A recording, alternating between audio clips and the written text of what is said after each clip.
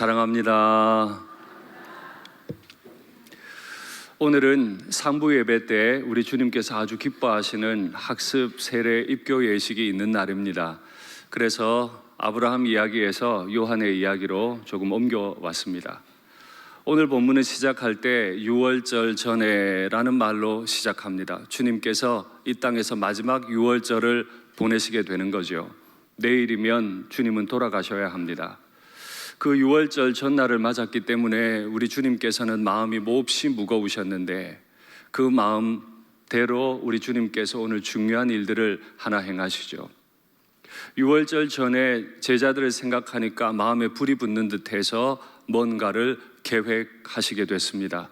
원래 사람은 사랑하면 계획하게 되잖아요. 사랑하는 분을 위해서 뭐라도 하려고 계획하게 되는데 우리 제자들을 향하신 주님의 마음에 불붙는 듯한 사랑이 있었기 때문에 중요한 계획을 하나 하셨죠. 주님의 그 불붙는 사랑을 표현하기를 자기 사람들을 사랑하시되 끝까지 사랑하시니라 말씀하셨습니다. 여기서 말씀하시는 그 끝까지 사랑한다 하는 말은 시간적으로 끝까지일 수도 있겠습니다. 주님께서 이제 곧 돌아가시게 되니까 돌아가실 때까지 사랑하신다 하는 말일 수 있겠어요. 그러나 단지 이 말은 그런 의미만이 아닙니다. 시간적 길이만이 아니라 넓이와 깊이가 있는 사랑을 의미하죠. 그래서 성경의 또 다른 번역 NIV 번역에 보면 이렇게 번역이 되어 있습니다. 자막 올려주시죠. 그분의 사랑을 최대한 베푸셨다.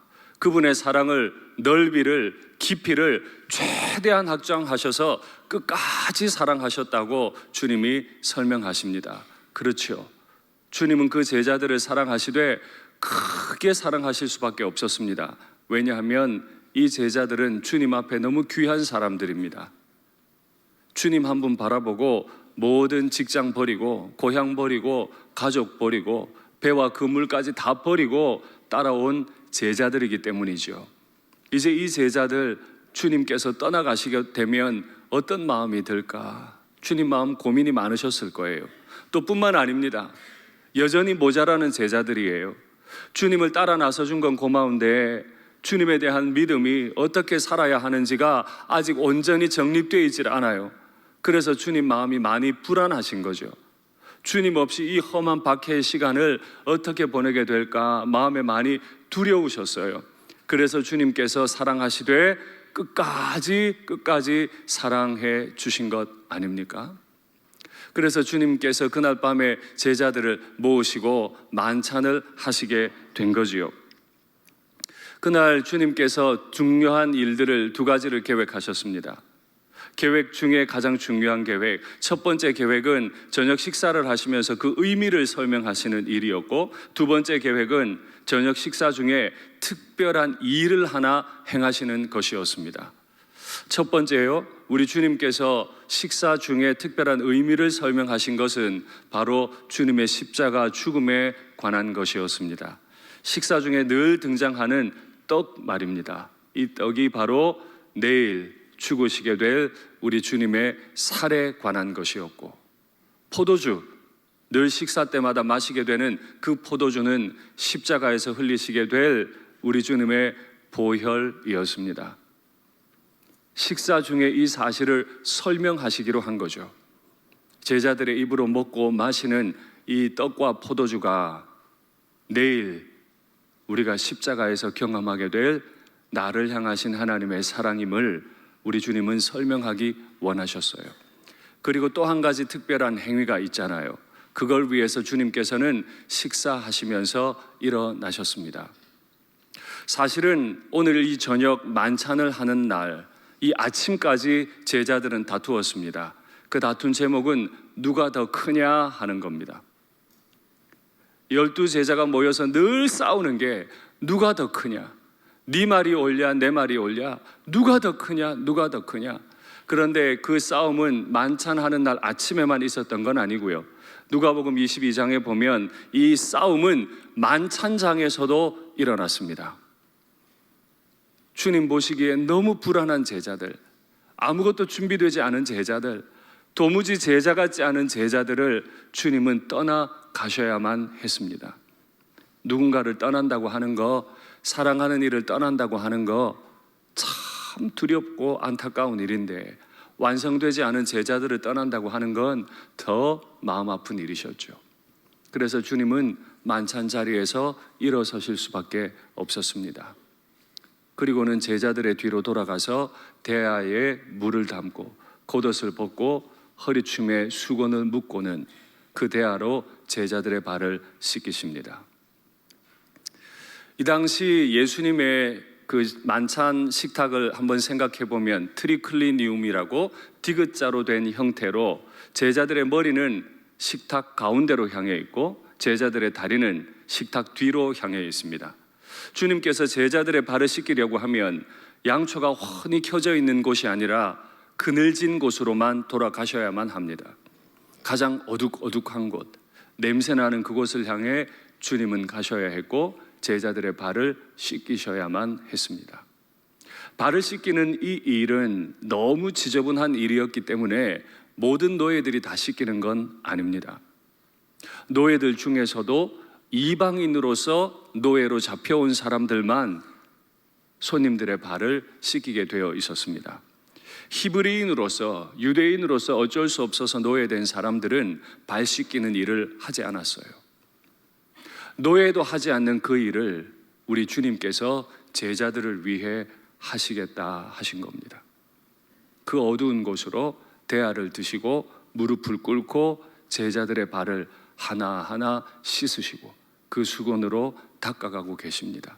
너무 충격적인 일이고 보지도 듣지도 못한 일이었기 때문에 제자들은 무슨 말을 해야 될지도 모르는 채로 주님이 하시는 일을 받아들여야만 했죠.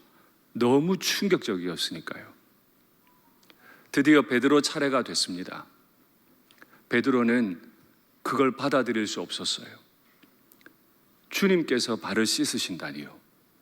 이건 있을 수 없는 일이고 수치스러운 일이에요. 그래서 주님께 묻죠. 주께서 내 발을 씻으시나이까? 정당한 질문입니다. 예의 바른 질문입니다. 당연히 물어야 했죠. 다른 제자들이 묻지 않은 게 이상하죠. 베드로가 우월감에 물었는지는 모르겠습니다만은, 너무 당황해서 물었는지는 모르겠습니다만은, 묻지 않는 제자들에게 나는 이 정도 예의는 있어 이런 마음으로 물었는지는 모르겠습니다만은, 베드로는 가장 적합한 질문을 주님께 드렸습니다. 주께서 내 발을 씻으시나이까? 안 된다는 거죠. 그러자 주님께서 하시는 말씀이, 내가 하는 이 일을 지금은 내가 모르지만 이후에는 알리라 하셨습니다. 주님이 지금 하시는 이 일이 무엇이기에 지금은 모르고 이후에는 알게 될까요? 그것이 무엇일까요? 발을 씻기는 이 일이 무엇일까요? 왜 그걸 지금은 모르고 이후, 주님이 죽으시고 부활되신 이후에 성령께서 임하시면 알게 되는 걸까요? 바로 그 일은 전혀 적합하지 않은 죄인이 하나님의 가족이 되는 것. 너무 충격적인 일. 주님께서, 스승께서 노예도 하지 않는 발 씻기는 일보다 더 충격적인 일. 죄인으로서 하나님의 가족이 되는 것. 우린 모두 죄인이잖아요. 갈릴리 바다 그 촌 구석에서 물고기나 잡고 있고 세상 원망 다 하며 혼자 자기 의에 빠져 있고 돈을 많이 버는 세리였지만 동족에게도 로마인에게도 미움을 당하고 이용만 당하는 그런 죄인이었잖아요. 그런 죄인이 하나님의 가족이 되는 것. 베드로는 지금 그걸 모르죠. 그러나 주님께서 은혜 주시면 오늘 이걸 행한 주님의 행하심이 무엇인지 알게 되겠지요. 주님 마음 아프시게 이 말을 나누었습니다. 그럼에도 베드로는 받아들일 수 없었어요. 거듭해서 거절했습니다. 그러자 주님께서 강하게 말씀하시죠. 내가 너의 발을 씻기지 않으면 너와 나는 아무런 상관이 없다. 도대체 이 발 씻기는 게 무슨 의미기에 주님은 상관이 없다 하시네요. 이 상관이라는 말은 히브리적으로 이해하면, 구약 성경을 바탕으로 이해하면 상관이라고 하는 말은 땅을 받는다 하는 뜻입니다. 내가 너의 발을 씻기지 않으면 너는 나의 땅을 받을 수 없게 된다. 신약적으로는 하나님과 동행함을 의미합니다. 하나님의 가족이 되어서 하나님과 동행하는 삶. 내가 너의 발을 씻기지 않으면 너는 나와 상관이 없다 하는 말을 듣고 베드로가 구약 유대적으로 이해를 했는지 신약적으로 이해했는지는 모르지만은, 만약에 내가 주님과 상관이 없다면 내 발뿐 아니라 손과 머리까지도 씻겨 주시옵소서. 베드로가 뭐라고 이해했을까요? 땅 못 받을까 봐 두려워서 씻겨달라고 했을까요? 주님과 동행할 수 없게 되기 때문에 씻겨달라고 한 걸까요? 우리는 베드로의 마음을 알지 못합니다. 그러나 베드로는 한 가지 확실한 거, 주께서 내 발을 씻기시나이까 그렇게 완강하게 거부하던 베드로였지만, 상관이 없다 하는 말을 듣고는 베드로는 손도 머리도 다 씻겨달라고 요청합니다. 참 베드로다운 반응입니다. 그러자 주님께서는 또 한 말씀 하십니다. 베드로야, 너희는 목욕한 사람이야. 목욕했기 때문에 이미 깨끗해. 발만 씻으면 되겠다. 너희는 너무 깨끗하기 때문이야. 여러분, 이 말씀이 이해가 되세요? 그날 아침까지 누가 크냐 하는 문제로 싸움박질했어요. 애가 타는 심정으로 주님께서 지금 마지막 이벤트를 하시는 중에도 제자들은 누가 크냐 하는 걸로 싸우고 있어요. 싸움박질하는 공동체가 깨끗한 공동체 맞나요? 아니잖아요. 그런데 주님은 깨끗하다고 말씀하세요. 요한복음 15장에 보면 너희는 내가 일러준 말로 이미 깨끗하여졌으니 설명하십니다.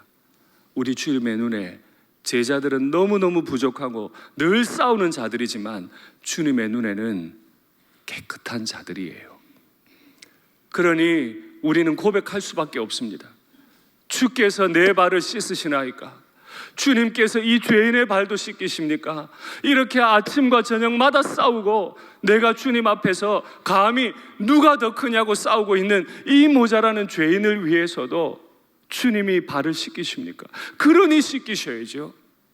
그러니 주님을 경험해야죠. 여러분, 믿음 생활이라는 게 뭐죠? 많은 헌금을 내는 겁니까? 전도를 많이 하는 겁니까? 많은 봉사를 하는 것입니까?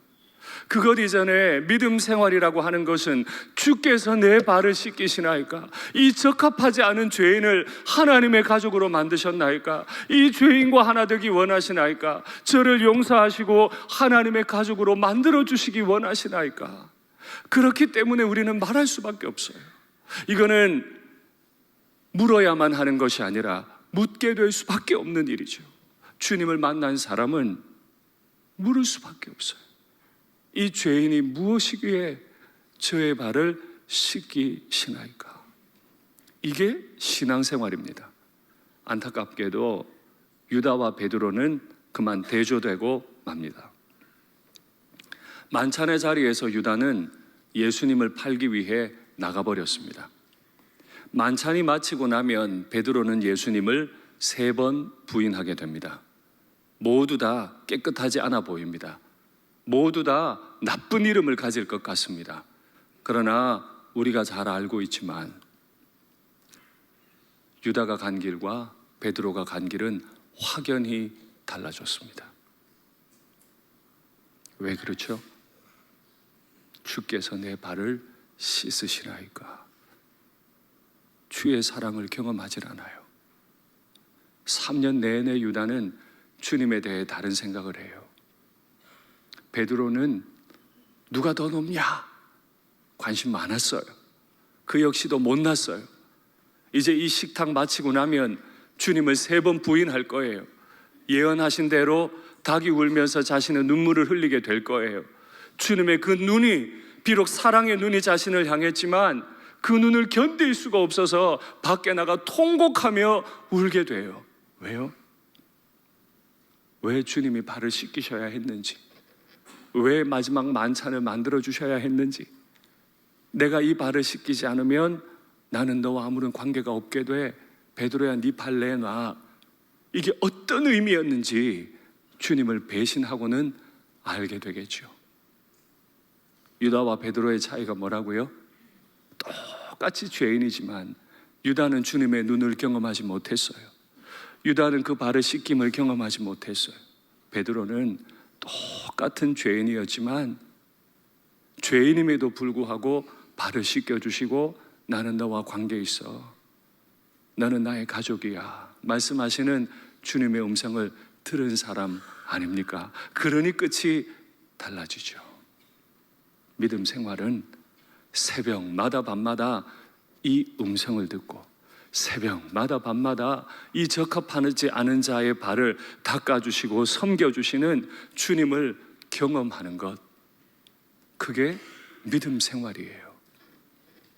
그러니 우리 주님께서는 제자들의 발을 씻기시면서 말씀하시잖아요.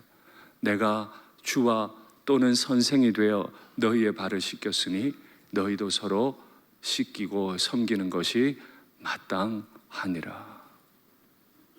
지금 제자들이 뭐 하고 있다고요? 내가 더 크다고, 내가 너보다 더 크다고 싸우고 있다고요. 호련히 일어나셔서 발을 씻기시며 하는 말이, 내가 주님으로 선생님으로 발을 씻겼으니 너희도 서로 좀 씻겨야 하지 않겠니? 지난 주중은 요한복음 13장 가지고 새벽기도 내내 설교했습니다. 제가 말씀드렸죠. 제자됨의 표식, 교회의 표식이 뭐라고요? 딱 하나만 들라고 하면 서로 사랑. 내가 너희를 사랑한 것 같이 너희도 서로 사랑하라. 이로써 너희가 내 제자인 줄 알리라. 마음에 분노가 있죠. 정죄하고 싶죠. 그때 그 모든 걸 멈추고 서로 사랑하라 하신 말씀을 따라 그 더럽고 냄새나는 발을 씻겨주신 주님의 모범을 따라 너무너무 싫은 그 사람 앞에 무릎을 꿇고 그의 발을 씻김, 이것이 우리 주님께서 우리에게 원하시는 것이죠. 세례식을 통해 우리는 우리의 죄를 다 씻잖아요. 그리고 매일매일 그 피의 십자가를 경험하잖아요. 그 사람들이 하는 진짜 행위, 서로의 발을, 그 냄새나는 발을, 끔찍하게 싫은 그 행위를 내가 하게 되는 것, 그게 신앙생활인 거죠. 바로 이렇게 생활하셨던 선교사님 한 분이 계세요. 호모 헐버트라고 하는 선교사님인데 제가 너무너무 좋아하는 선교사님입니다. 이분에 대해서는 제가 다음 기회에 이분을 주제로 해서 한번 말씀을 나눌 때가 있을 겁니다. 언더우드 선교사님이 1885년에 우리나라에 들어오셨어요. 그 다음 해인 1886년에 우리나라에 들어오신 선교사님이 호모 헐버트 선교사님이신데요. 이분이 우리나라를 얼마나 사랑했고 대단한 학자였는지 3년 만에 한글을 다 깨우치시고는 한글로 책도 쓰셨어요. 그 책의 이름이 대한제국 멸망사입니다. 우리나라를 너무 잘 알고 가까이, 고종 황제가 얼마나 사랑했는지 마지막에 죽기 전에 유언을 하나 남깁니다. 헐버트야, 헐버트야, 중국 어느 은행에 가면 내 비자금이 있다. 그 비자금을 찾아서 독립운동했어라 할 만큼 대한민국을 사랑했던 선교사님, 대단한 학자셨어요. 논문을 써서 전 세계에 알리기를 한글은 전 세계에서 가장 탁월한 문자다 알린 분도 호모 헐버트. 요즘 우리나라는 다 띄어쓰기 하잖아요. 그런데 초기에는 띄어쓰기가 없었잖아요. 그 띄어쓰기를 만든 분도 호모 헐버트 선교사님입니다. 1907년에 우리나라에 입국한 지 21년이 되던 해에 일제가 눈에 가시 같은 이 호모 홀버트 선교사님을 내쫓았어요. 어떤 일이 있었느냐 하면, 여러분, 이준 의사를 비롯해서 네덜란드 헤이그에 참석해서 일제의 만행을 고발한 세 분을 기억하시죠? 헤이그 특사, 이분을 보낸 분도 호모 홀버트입니다. 이 세 분을 보내놓고 뒤따라 가신 분도 호모 홀버트예요. 그래서 이분에 대한 별명이 헤이그 사인입니다. 그만큼 대한민국을 사랑했어요. 그런데 쫓겨났죠. 대한민국이 독립을 하고 48년에 정부가 수립이 되고 그 다음 해 49년도에 정부의 초청을 받아서 우리나라로 들어오시게 됐어요. 쫓겨난 지 42년 만입니다. 그때 많은 기자들이 말렸습니다. 많은 사람들이 한국에 가지 말라고 말렸습니다. 왜냐하면 나이가 86세 고령이었거든요. 배를 타고 지금 조선까지 가는 건 목숨을 단축시키는 일이니까 가지 말라. 그때 샌프란시스코 부두에서 기자들 앞에 중요한 말 하나를 남깁니다. 그게 지금 양화진 외국인 묘원의 그 선교사님 비명으로 기록되어 있습니다. 한번 보시죠. 나는 웨스트민스터 성당보다도 한국 땅에 묻히기를 원하노라. 띄어쓰기를 만든 분의 비명이 띄어쓰기가 안 돼 있어요. 저렇게 다 붙여 써놨던데, 나는 웨스트민스터 성당보다도 한국 땅에 묻히기를 원하노라. 돌아가면 죽는 거예요. 그런데 왜 이렇게까지 한국을 사랑하는 거죠? 사실은 이분 너무 마음 아픈 일이 하나 더 있어요. 이분도 양화진 외국인 묘원에 묻혔지만 사실 먼저 묻힌 사람이 하나 더 있습니다. 그게 바로 자기의 아들 쉘던입니다. 2살 때 전염병 때문에 한국에서 죽습니다. 그 아들을 땅에 묻은 거예요. 자식 잡아 먹은 나라가 뭐가 좋아요? 자기 평생을 다 드린 나라가 뭐가 좋아요? 뭐가 좋아서 다시 와요? 뭐가 좋길래 정치인들도 지도자들도 다 팔아먹은 나라, 어떻게든 살려보려고 복음 전하고 있으면 서양 귀신 양귀자라고 쫓아내는 그 나라, 마지막엔 자기 자식까지 잡아먹은 나라, 뭐가 좋아요? 그런데도 그 좋은 웨스트민스터 성당보다 나는 한국 땅에 묻히기 원하노라 하는 말을 남기고 샌프란시스코에서 한국을 향했죠. 오신 지 일주일 만에 여독 때문에 돌아가십니다. 청량리 위생병원에서 마지막을 숨을 거두세요. 이 사랑이 너무 크니까 장례위원회가 비명의 글을 하나 더 새겼어요. 한번 보시겠어요? 영어로 적혀 있습니다. Man of Vision and Friend of Korea. 사명의 사람, 또한 한국의 친구. 호모 홀버트 선교사와 한국이 무슨 관계 있다고요? 그렇게 대단한 학자가 왜 한국 땅에 와서 썩어야 하며, 아들을 죽인 그 나라가 뭐가 좋다고 다시 와서 이 땅에 묻혀요? 친구였기 때문에, 사랑했기 때문에. 이 죄인이 뭐가 좋다고 우리 주님이 날 위해 죽으세요? 이 죄인이 뭐가 좋다고 주님은 오늘도 또 내 발을 다시 씻기기 원하세요? 주님의 가족으로 받아들여졌기 때문에. 그러니 우리는 처음 예수님을 믿고 세례를 받을 때나 매일매일 살아가는 이때나 늘 주님 앞에 우리가 고백해야 하는 말, 주께서 내 발을 씻으시나이까? 이 죄인의 발도 씻기시나이까? 내가 뭐라고 내 발을 씻기시나이까? 이 고백하며 살아가게 되기를 간절히 바랍니다. 말씀을 맺겠습니다. 전혀 사랑할 가치가 없는 나라, 망해가는 나라 조선 땅, 그 조선을 위해서도 목숨을 버린 선교사님이 있었고, 아침까지 저녁까지 싸우고 있는 저를 위해서도 죽으신 그 예수님, 그 예수님 앞에 내가 할 말은 주께서 내 발을 씻기시나이까? 이 질문을 드리고 이 기도를 드리며 내 발을 주님 앞에 내밀어 날마다 씻는 가운데 한 걸음 한 걸음 조용히 우리에게 맡기신 길을 걸어가게 되는 저와 여러분 되면 좋겠습니다. 우리 찬송하고 기도할까요? 십자가 그 사랑,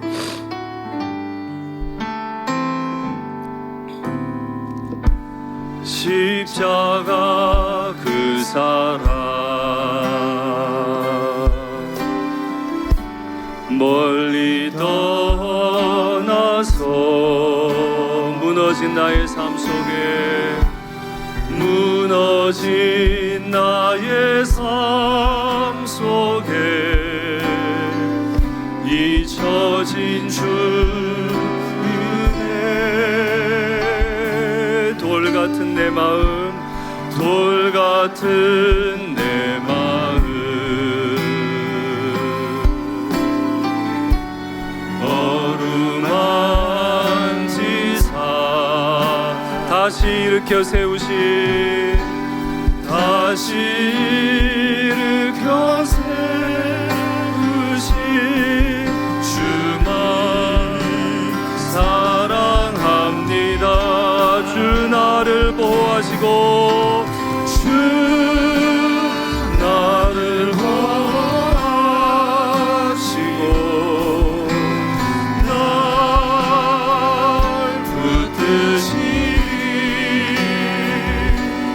나는 보배롭고 존귀한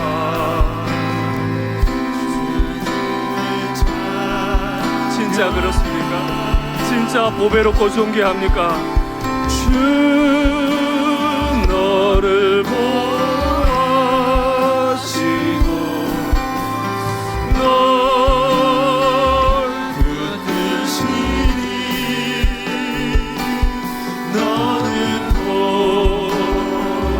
보배롭고 존귀한 주의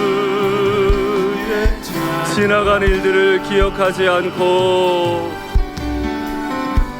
지나간 일들을 기억하지 않고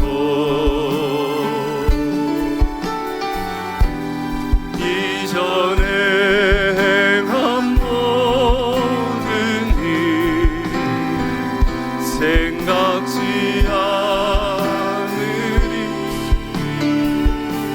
사막의 강물과 길을 내시는 주,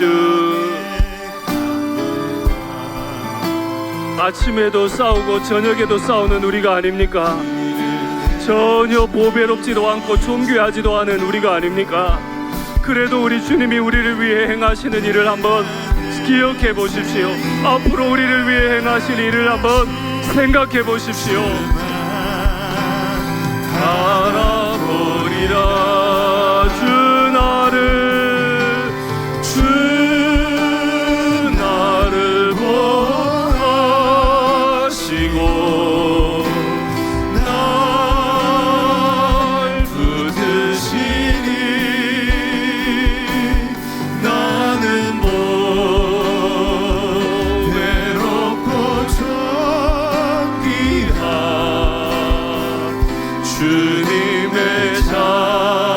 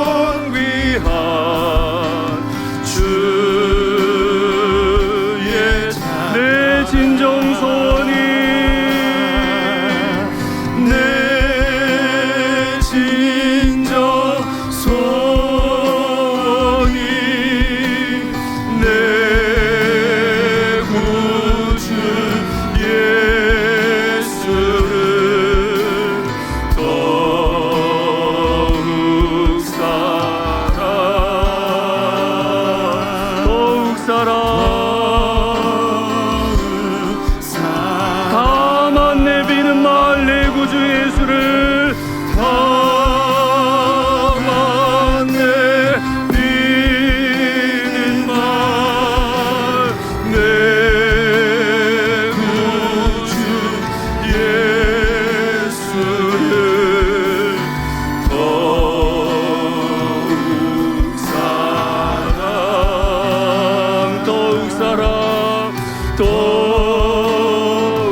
주 나를 보호하시고 믿음으로 고백하겠습니다. 주 나를 보호하시고 날 붙드시니 나는 외롭고 존귀한 주님의 자녀라. 여러분은 참으로 보배롭고 존귀한 분들이십니다. 주 너를 보호하시고 널 붙드시니 너는 외롭고 존귀한 주의 자녀라. 여러분 정말 그렇지 않습니까? 우리에게도 유다의 마음이 있잖아요. 우리에게도 베드로의 마음이 있잖아요. 다투려는 마음이 있잖아요.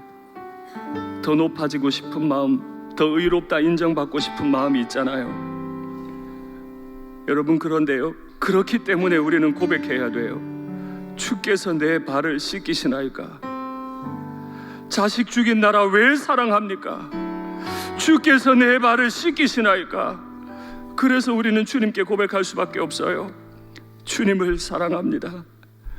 이 죄인의 냄새나는 발을 씻기신 주님을 사랑합니다. 그래서 내 동료를 사랑합니다. 그래서 믿음의 친구들을 사랑합니다. 고백할 수밖에 없네요.